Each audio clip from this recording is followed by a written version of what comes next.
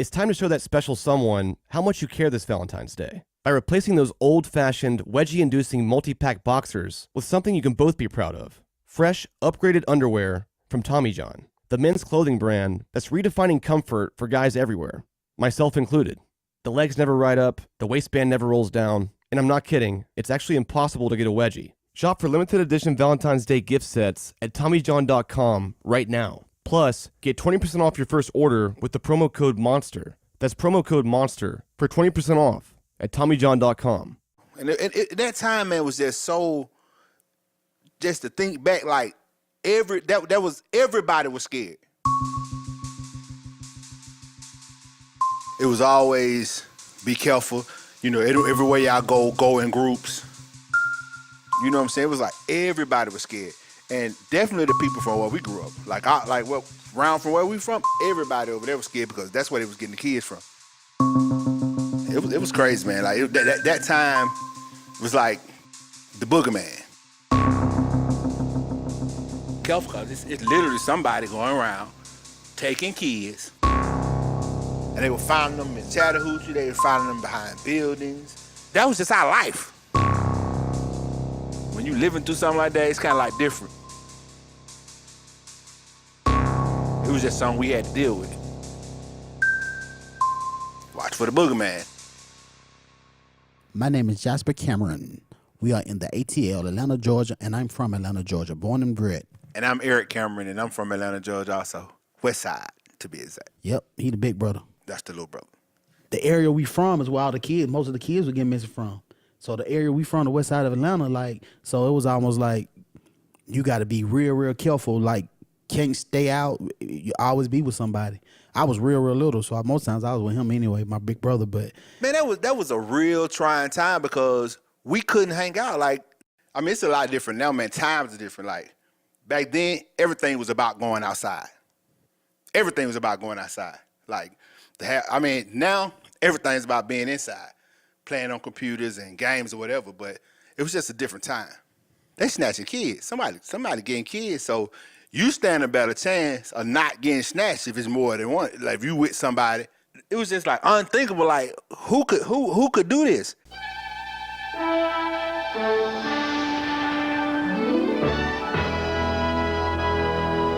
It's 10 p.m. Do you know where your children are?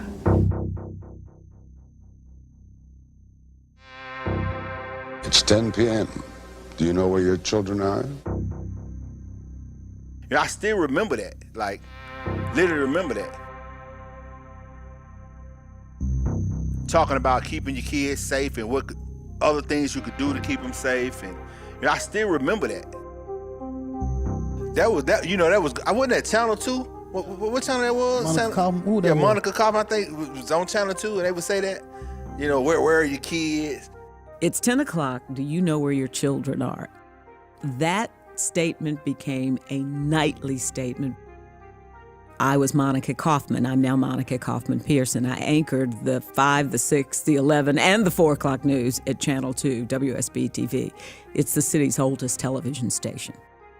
People needed to know that they needed to keep an eye on their boys in particular, because boys were being literally picked up off the streets. So there was this fear that unless you reminded people to ask, where's your child? Do you know where your child is at this time at 10 o'clock? Your child should be in your house. That people needed to be reminded there was a monster on the prowl in Metro Atlanta. It was scary. It was very scary. 10, 9, 8, 7, 6, 5, 4, 3, 2, 1, and a happy 1979!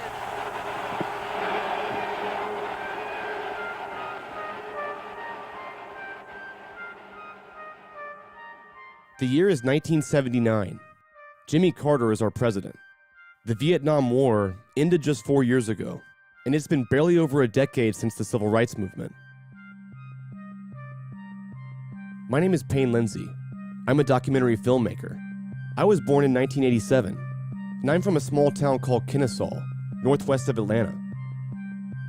In 2016, I made a podcast called Up and Vanished, where I spent nearly 2 years investigating an unsolved disappearance of a high school teacher and beauty queen from South Georgia named Tara Grinstead. Tara vanished from her home in 2005, and the case remained ice cold for more than a decade.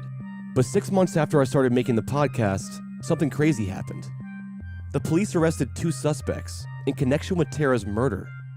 And for the first time in nearly 12 years, this small-town community had some answers. Since then, I've been looking into other cold cases. What began as just an idea became something more like an obsession. A few months ago, I was in my office, and my business partner Donald mentioned the case I'd never heard of. The case of Atlanta's missing children. I started doing some research on my own time, reading old articles and watching news clips. And what I found was captivating. A twisted tale that's haunted Atlanta for over 3 decades. As far as the documentary goes, I didn't really have a plan, but I just started talking to people, and I made sure I recorded everything. Okay, let's go back to 1979. So you think about the late 70s, it's post 1960s soul and Stax and all that stuff. Now you're sliding into the disco era.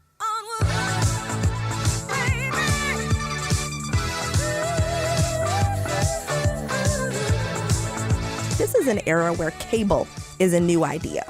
Ted Turner hasn't even really done his thing with CNN. That's what we're talking about. There was no 24-hour news network or news cycle at the beginning of this. This is nearly 40 years ago now. So needless to say, in many ways, things are very different. The first thing I did was try to soak in as much as possible about this time period. This is Kalinda Lee. I'm the Vice President for Historical Interpretation and Community Partnerships at the Atlanta History Center. So certainly what you're looking at by the late 70s, early 80s is that first generation of African Americans who had actually benefited from school desegregation, for example, at both a secondary and collegiate level by then, right? So people who were in segregated maybe primary schools and still had those memories, but were professionals by the early 80s. African Americans are prospering to some degree, still definitely hard hit by the recession, but compared to the ways in which they had been disadvantaged before, prospering to some degree, largely as a byproduct of affirmative action. Kalinda described a time of fear and helplessness.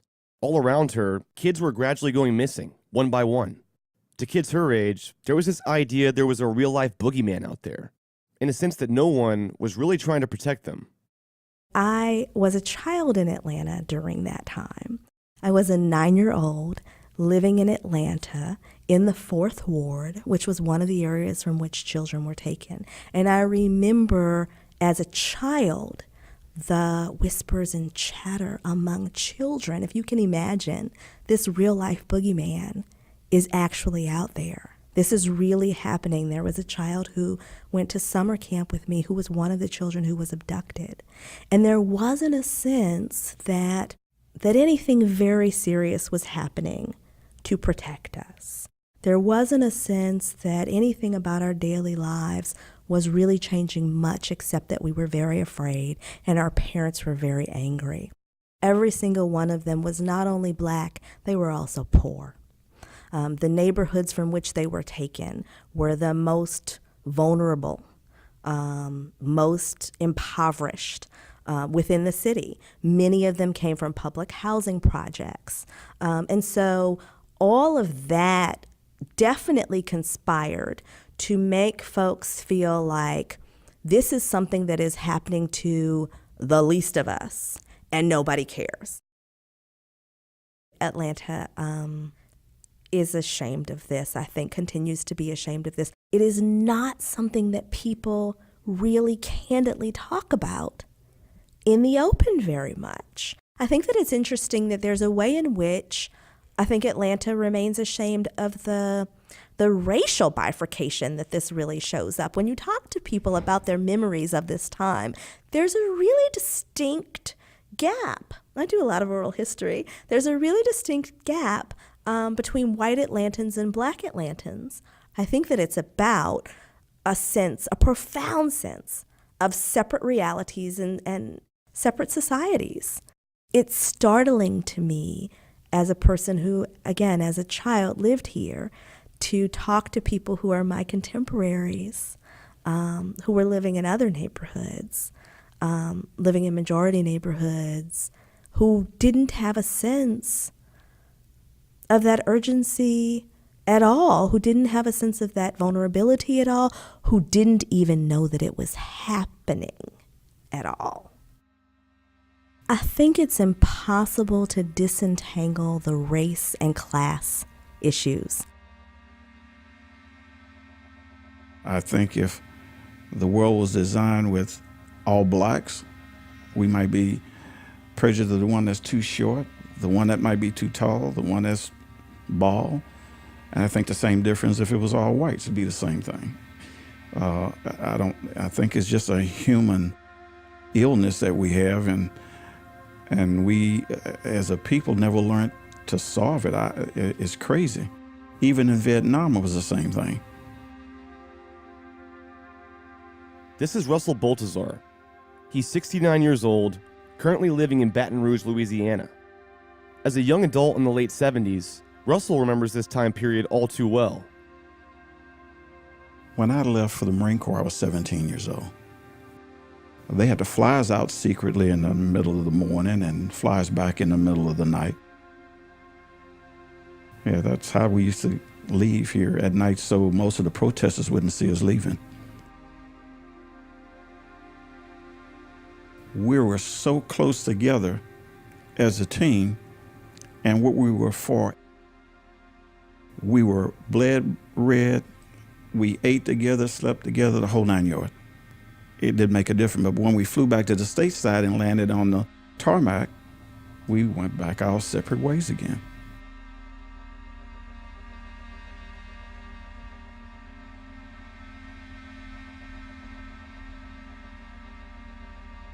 I was active duty in the Marine Corps at the time, stationed at Camp Lejeune, North Carolina. My father was living in Atlanta. Patrick, Diane, and Jacqueline are my three youngest brothers and sisters. They got invited there during the summer to Atlanta. They decided to enroll in school there. Even all the way in North Carolina, Russell remembers seeing and hearing the news stories about Atlanta's missing children. With his younger siblings having just moved to Atlanta, Russell felt concerned for their safety. So one day he called his father. I asked him, do you think that it's wise that those kids should be there? Or maybe they need to be back in Louisiana. And so he said, well, everything is going to be okay, and you know, we're going to go ahead and put them in school, and they're going to be safe. I says, well, I don't have a good feeling about it, but you go ahead and handle it. A few months later, his father called him out of the blue one day. He called me and he asked me, have you seen Patrick? What do you mean, have I seen Patrick? He's in Atlanta and I'm in Camp Lejeune, North Carolina, and he's 11 years old. I think he was just reaching for straws because now all of a sudden he's worried. Well, you know, Patrick thinks a lot of you, and it is a possibility. Maybe he got a ticket, caught the bus, and went up there to see. I says, no, Dad, I don't think that would have happened. That's kind of odd for you to say that Patrick, young as he is, would have tried to find me in North Carolina, had never been there before to the base at all, or trying to locate me. I just felt that that wasn't something for an 11-year-old, the way we were raised, that Patrick was just...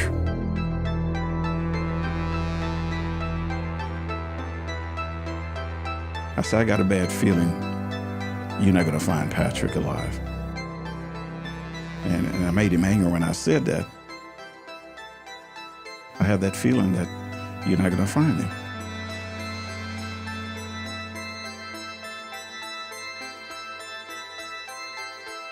A week later, the following Friday, that's when we got a phone call that they found him. Who called you? My dad. What'd he say? Said that they found him, your brother dead. He was stabbed several times. They claimed that he got beat with a round object and strangled. And I told him, I says, well, I'm going to talk to my company commander and see if I can come out there to be with you. And that's what I did.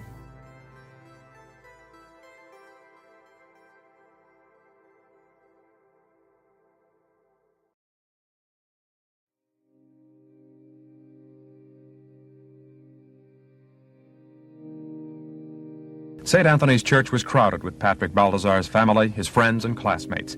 The shock of his disappearance 10 days ago had barely sunk in when they learned Friday that his body had been found. Patrick's fellow fifth graders sat quietly, attentively, wondering why their friend had been taken from them. It was to these youngsters that Father Patrick Bishop directed his remarks. He spoke of a good fear that teaches children to avoid danger, and he spoke of a bad fear, terror, that can't be understood. And he made a plea. There are things in this life that are dangerous, things that we need to protect ourselves from. You can't let it change your way of believing about people. After the Mass, Father John Adamski read a poem written by Patrick's classmates. It ended with these words. There was not a word about how you died. It is no wonder that we all cried. Patrick, we miss you and wish you knew how much your schoolmates grieve for you.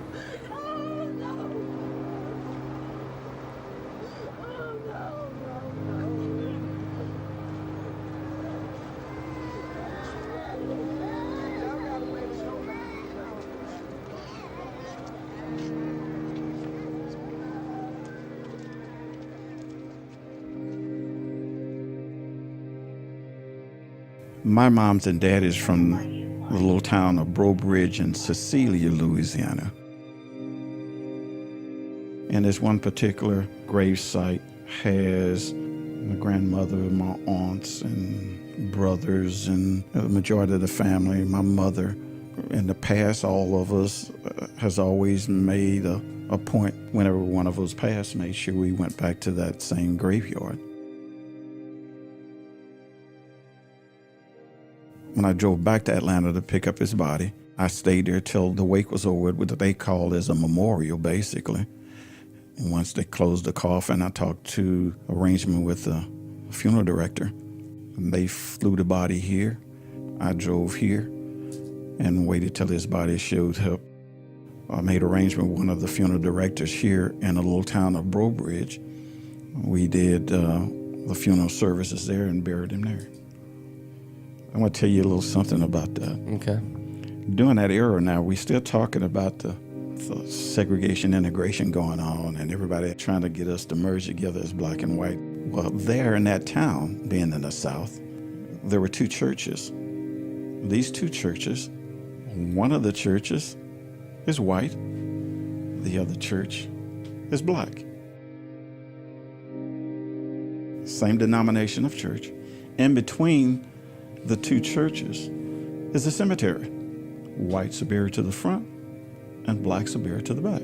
The cemetery has always been set up like that. When the hearse showed up, it showed up in the front door of the white church. I'm standing at that particular church. To me, church is church and no problem. They met us outside of that church and told us that they couldn't do it. They couldn't do his services in that church. And I went over and talked to the minister about it. You will have his funeral in that church. And this guy that was driving the hearse got so angry because he was a white driver. I think the rule was that you do not take blacks in that church. And he was trying to hold fast to that. Didn't want to bring him over to the white church to get buried, to do his service. And he was upset because I was demanding for it to happen that way. And he mashed on the gas and was kicking rocks, spinning in the parking lot. With Patrick's body in the back of the hearse. I wasn't trying to make any problems for anybody. You told me no. Why not? Well, you couldn't tell me why. You're gonna do a service here. I'm out here raising hell for Patrick to get him to be buried.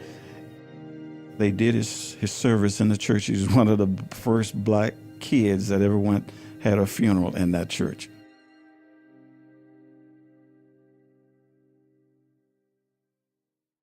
We'll be right back after the break. It's time to show that special someone how much you care this Valentine's Day by replacing those old-fashioned, wedgie-inducing multi-pack boxers with something you can both be proud of. Fresh, upgraded underwear from Tommy John, the men's clothing brand that's redefining comfort for guys everywhere, myself included. This is unquestionably the most stylish, comfortable, and functional underwear on the planet. The legs never ride up, the waistband never rolls down, and their time-saving, horizontal quick-draw fly will change your life. And I'm not kidding, it's actually impossible to get a wedgie. And Tommy John has way more than just incredible underwear.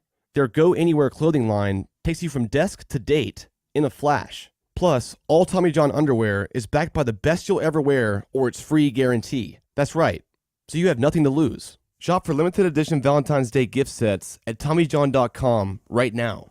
Plus, get 20% off your first order with the promo code MONSTER. That's promo code MONSTER for 20% off at TommyJohn.com. TommyJohn.com. It has proved to be the police department's most baffling problem. 8 children kidnapped or killed in the last year. There have been massive searches. Civic groups have tried to help out. Parents of the children have gotten together to see what they could do. Former police officers have donated their time to the investigation. But still, nothing.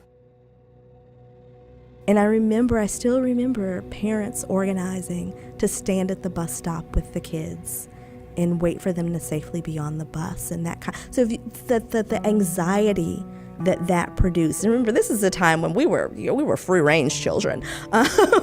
We would come home when the streetlights came on, children. So that was a very big deal. I am so sorry that what happened to my child and what happened to these other ladies' children happened. But what I want you to do is to hang in there and try your best to see to it that it doesn't happen to yours. The mothers of missing and murdered children sat in at City Hall to demand that a full investigation be launched. So imagine the grief, not just of losing your children, but then having to demand that there be full attention to this. We are paying people to maintain the safety of the streets of the city of Atlanta. If the safety of the city of Atlanta is not maintained, then the people that we are hiring to do that job need to be looked at carefully. If that job is not done, then we need to look towards why we are paying people not to do a job.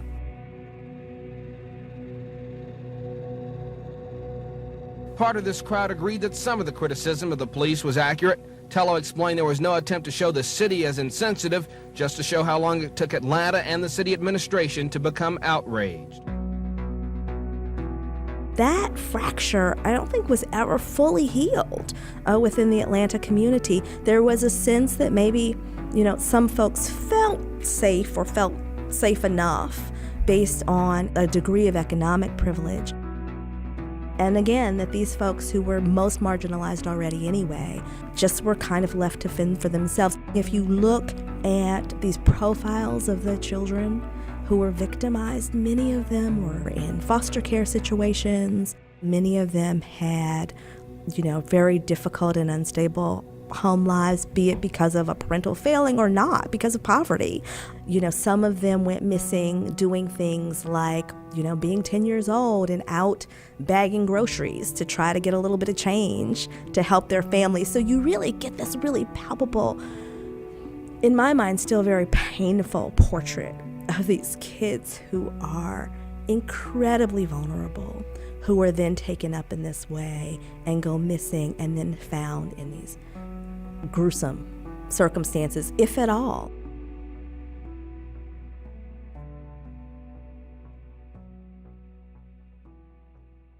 As we finally got the kind of attention that parents were lobbying for children, it only really escalated the fear.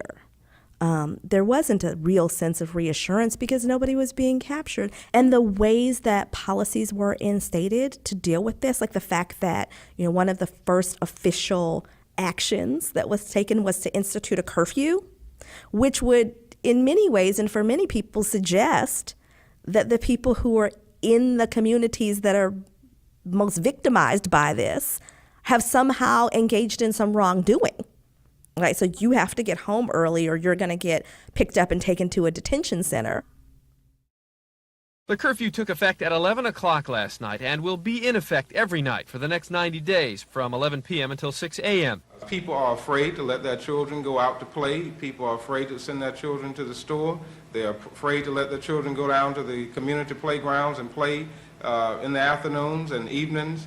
So I think now we will get the support because there are a number of parents that need to take more time out with their children and keep up with their children. So if parents won't do it, some of us have to try to enforce some type of curfew so the children will be off the streets by 11 p.m. Police have been instructed to explain the conditions of the curfew before enforcing it.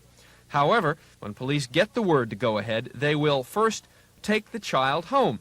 If the parents are home, then they will be cited. If the parents are not home, or if the child does not give a home address, then he or she will be taken to a juvenile detention center.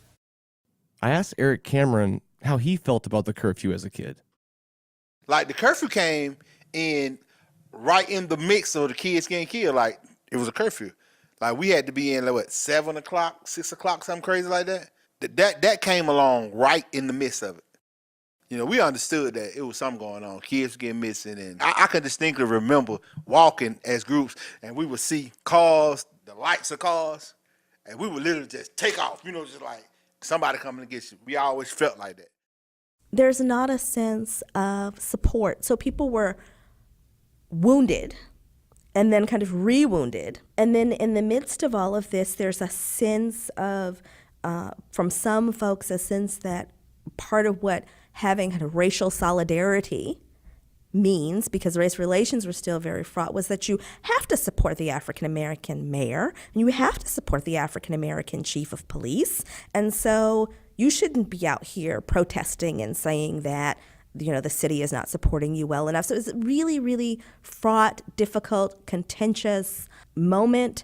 There also, I think, was a really significant habit during that time of holding back information in investigations that looks very different than what we have now, right? So some of that is probably, you know, true crime investigative stuff. Like, you don't want to tell all the details of how this body is found, because if you find the right person, only the killer knows that, right?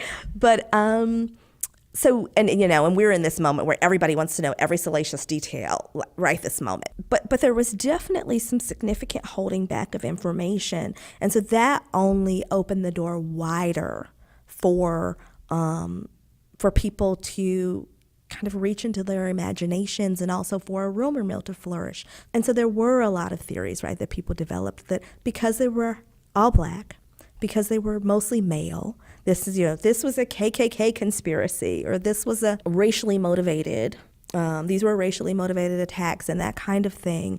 And a sense that as Atlanta was trying to affirm its reputation and continue to get business and tourism and all those things under the moniker of the city too busy to hate, that the people who were prospering under that just could not afford for that thing to be true, even if it were true. In a time where societal integration between blacks and whites was really just beginning, the missing and murdered children in Atlanta created a new tension, reopening wounds that had never fully healed. In many ways, it was dividing the city. From the beginning, there was a struggle to give these children equal news coverage, and even thorough police investigations. Parents of the victims joined together, pleading for answers from the city. The number of missing children was growing, and eventually, the story gained national news coverage, and the Atlanta Police Department found themselves on the hunt for a killer. 57% of the blacks responding to the survey said they think the killings are part of a larger conspiracy against blacks. The same percentage of whites feel the killings are criminal acts with no connection to racial issues. The survey posed the question, do police treat blacks as fairly as they treat whites? The majority of the blacks said no. Most of the white respondents said the treatment from police is equal.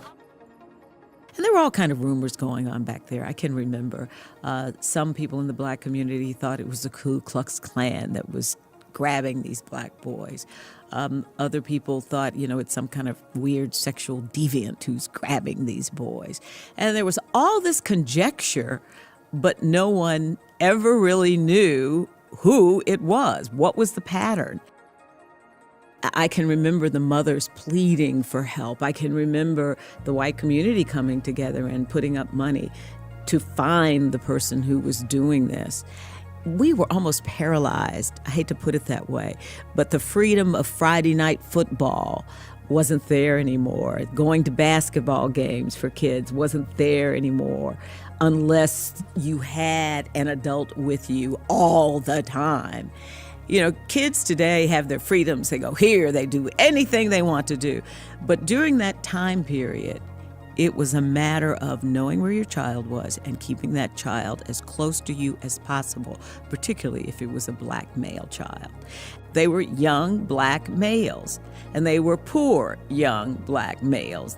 It was almost as if it was like a Jack the Ripper character, picking the least served in the community and taking advantage of them by taking away their children. Very vulnerable kids who would, at the drop of the hat, because they are poor, you offer them something and they trust. That trust was betrayed by someone who really wanted to kill them. Many felt that the police department wasn't doing all it could do to find who was committing these crimes, who was picking up these children and killing them and then dumping them like trash. You know, at first it was one child, then it was two, and then you kind of went, okay, we actually have a serial killer out there now. And that's when the community really did come together and gel as a force to try to protect the children, to push the police department to do even more and trying to find who did this. What frustrates police here most is they are convinced someone out in the community has enough information to help them crack these cases. The problem is, so far at least, whoever does know isn't talking. It's our belief that there's some kids out here that have the answers. There's a few kids who may know a little bit, but they don't know who to tell, or possibly no one will listen to them. No one, they think it's just child's nonsense. There may be a kid out here that has a complete description of everything we want to know. More than 400 police officers and firefighters, beginning Monday, will knock on doors from 9 in the morning until 9 at night. They will canvass 7 days a week until they hit every door in the city. You don't have to have all the information. Give us what information you think you have, or that you may have. You don't have to tell nobody your name. Just tell your teacher. She'll get the information to us. Tell your parents. Or if you can find no one else to talk to you, call the police department. Now, a quick break. We all want to look as good as our date at a wedding or special event. The problem is, there's no way you want to spend as much time or money as she did shopping for her outfit. That's why blacktux.com is your answer.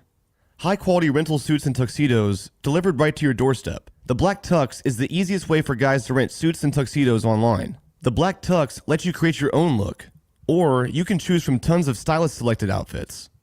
Suits are expensive. They usually retail around $1,200. But at the Black Tux, they start at just $95. They have expert customer care, and all this can be done completely online.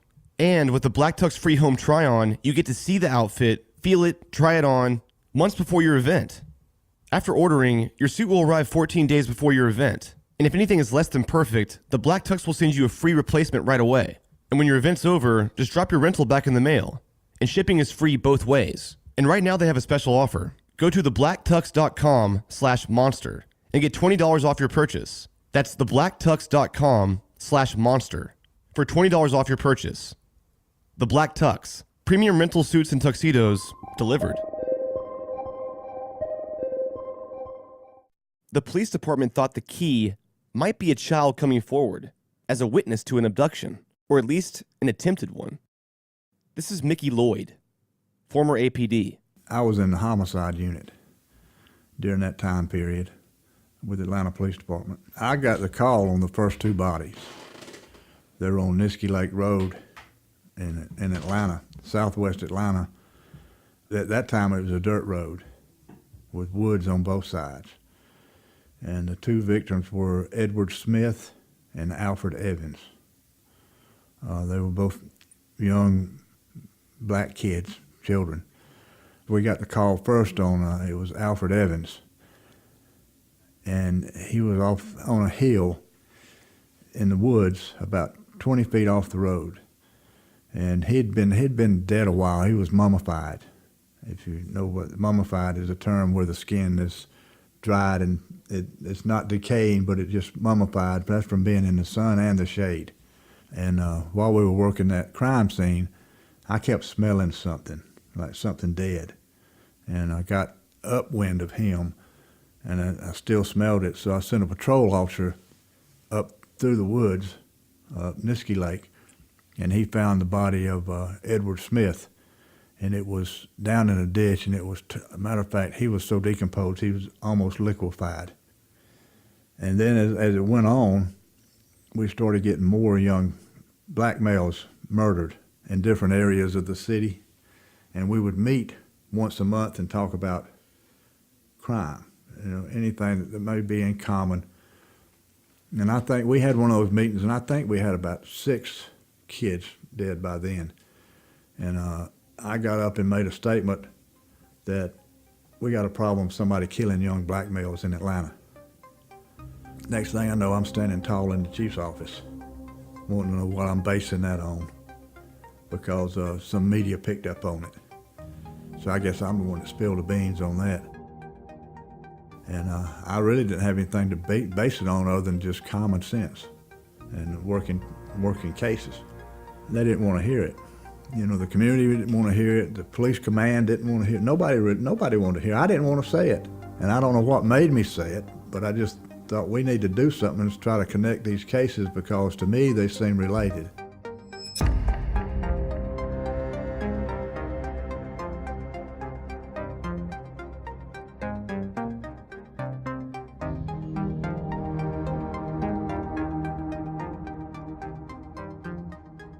The first 2 victims were Edward Smith and Alfred Evans. Both went missing in July 1979. In September that year, 14-year-old Milton Harvey went missing, followed by 9-year-old Yusuf Bell in October. By the end of 1980, 17 children had gone missing in Atlanta. And by May 1981, the number was 30. Edward Hope Smith, Alfred Evans, Milton Harvey, Yusuf Bell, Jeffrey Mathis, Angel Lanier, Eric Middlebrooks, Christopher Richardson, LaTanya Wilson, Aaron Weish, Anthony Carter, Earl Terrell, Clifford Jones, Darren Glass, Charles Stevens, Aaron Jackson, Patrick Rogers, Luby Jeter, Terry Pugh, Patrick Baltazar, Curtis Walker, Joseph Bell, Timothy Hill, Eddie Duncan, Larry Rogers, Michael McIntosh, Jimmy Ray Payne, John Porter, William Barrett, and Nathaniel Cater. Just to be clear, these are not the only African American kids that went missing or were murdered between the summers of 79 and 81. These are only the names that made the list.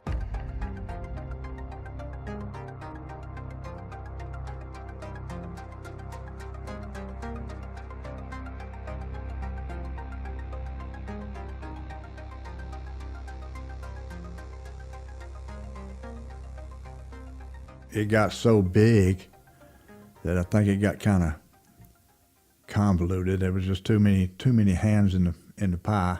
Then the FBI got involved in it. They were leading, but we were doing what we were told.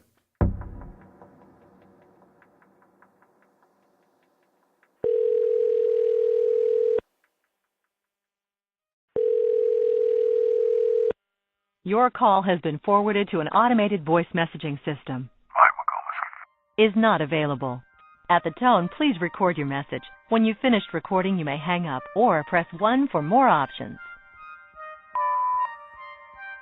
Hey Mike, my name is Payne Lindsay. I'm currently doing a documentary project about the Atlanta child murders that happened in the early 80s.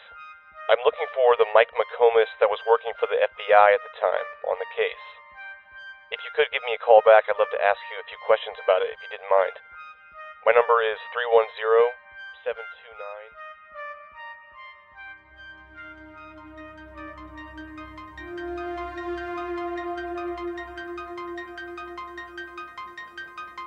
Telling you this 2-year story would be a little, not, it wouldn't be in a chronological order, I don't think, because there was so much went on.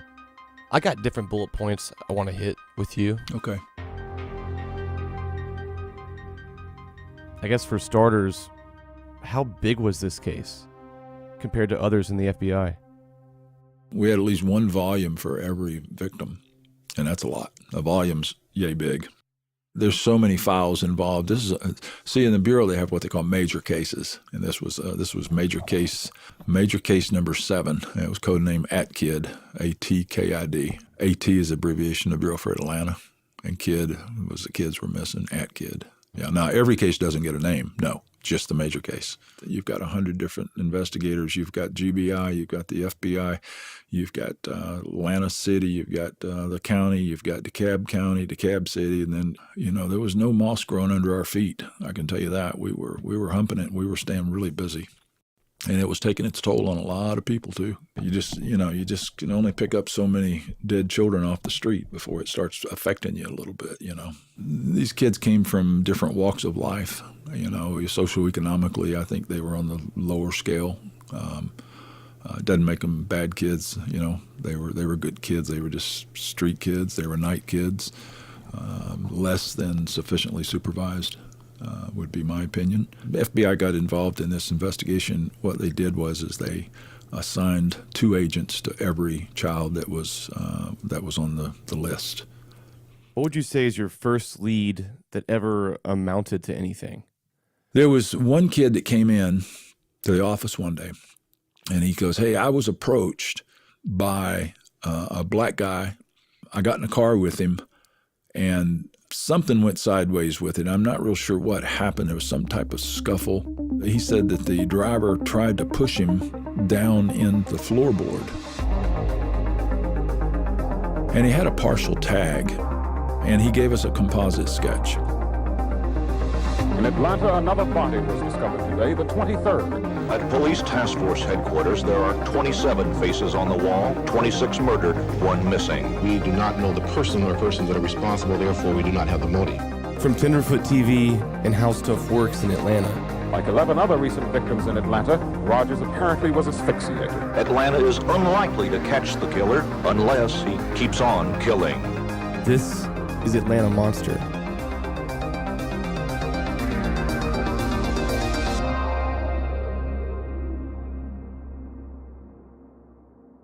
Next time on Atlanta Monster.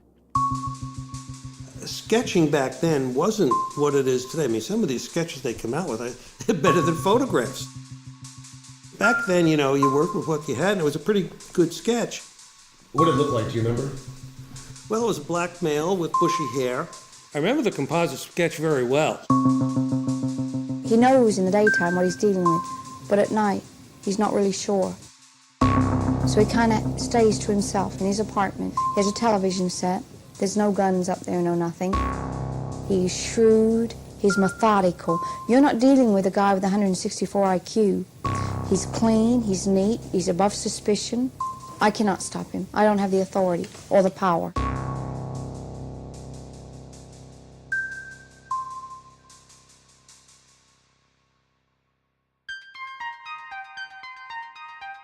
Atlanta Monster is an investigative podcast told week by week, with new episodes every Friday, a joint production between How Stuff Works and Tenderfoot TV.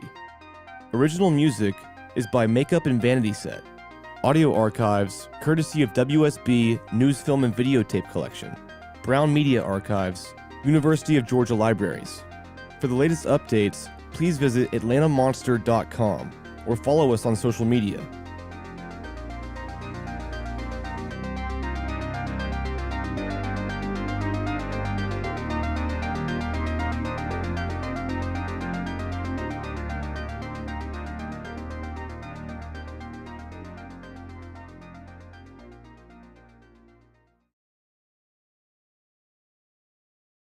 Describe Atlanta to me in growing up here. Man, you know what? Atlanta is a very special place, and you don't even realize how special it is until you get outside of here.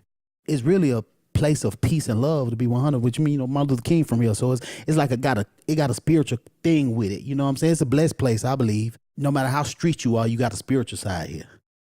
I'm Edgar Mopes here. I'm Carl Tart. I'm Jackie's Neal. And we're the host of a brand new podcast on how stuff works called Culture Kings, where we get into things. Guys, what are we getting into? We're getting into this, that, skinny and fat. And we get into things that are not suitable for your kids' ears. Yeah. So check us out on Apple Podcasts or wherever you get your podcast. January 10th, baby. That's the day you're supposed to listen to it, but not if you're under 18, unless you have permission from a parent or legal guardian. And we'll be checking. We'll be checking IDs.